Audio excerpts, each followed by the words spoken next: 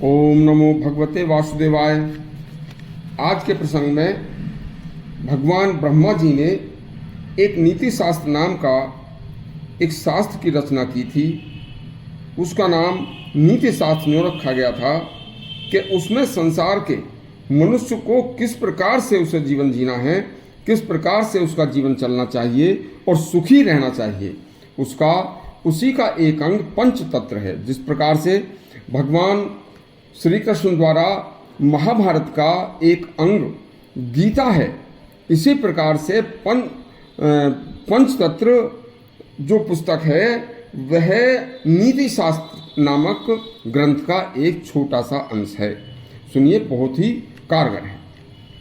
भगवान ब्रह्मा जी ने संसार को सुचारू रूप से निर्विघ्न चलाने के लिए उद्देश्य से 1,00,000 अध्याय के श्लोकों के एक शास्त्र की रचना की, जिस शास्त्र का नाम नीति शास्त्र है। जिस प्रकार महाभारत ग्रंथ का कुछ अंश गीता है, उसी प्रकार नीति शास्त्र भी उसी अंश का एक पंचतत्व नामक छोटा सा सार है।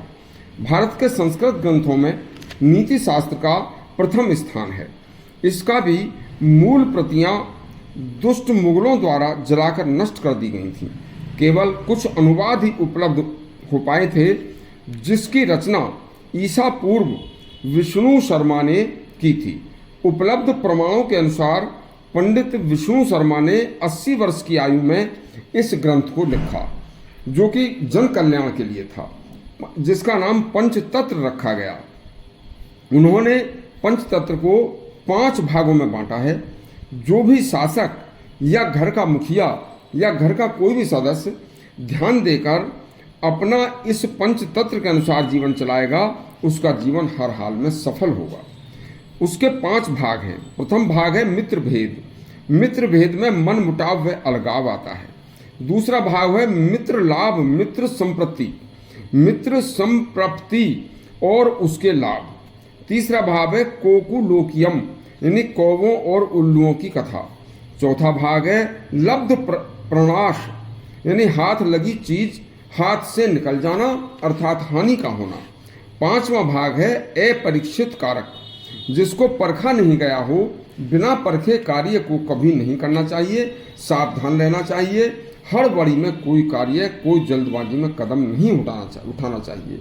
उन्होंने 5 सिद्धांत ही ये पंचतत्व के बताए हैं।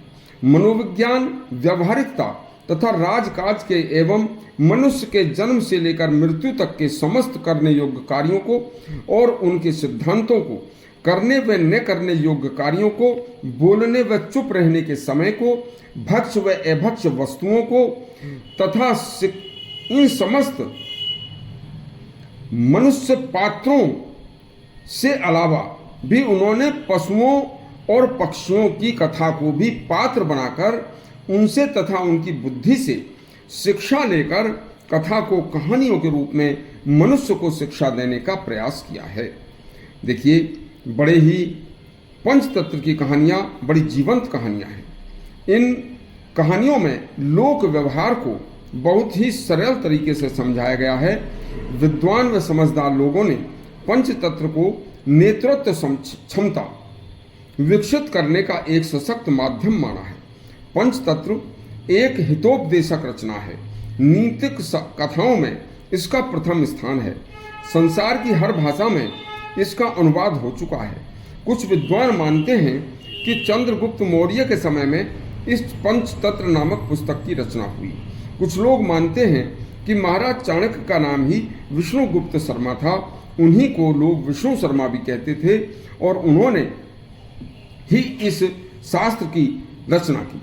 पाश्चात्य विद्वान हर्टेल व डॉक्टर कीथ पंचतत्व की रचना ईसा से भी 200 वर्ष पहले की मानते हैं। पंचतत्व की कहानियों से प्रेरणा लेकर 570 ईस्वी से 1251 ईस्वी तक फारसी व अरबी व यूनानी भाषाओं में इस पुस्तक का बड़े पैमाने पर अनुवाद हुआ। अरब की अरेबियन नाइट्स नामक कहानियों की पुस्तक तो समस्त पंचतत्व की कहानियों पर ही आधारित है। पंचतत्व संसार की 50 भाषाओं में अनुवादित हो चुकी है। आपके कल्याणार्थ कल से हम आपको यह ज्ञान विज्ञान मनोरंजन से भरपूर एक कहानी पंचतत्व की रोजाना सुनाएंगे। हर कहानी को प्रतिदिन सुनना बिल्कुल ना भूलें, यह आपके कल्याण के लिए अति आवश्यक है। धन्यवाद।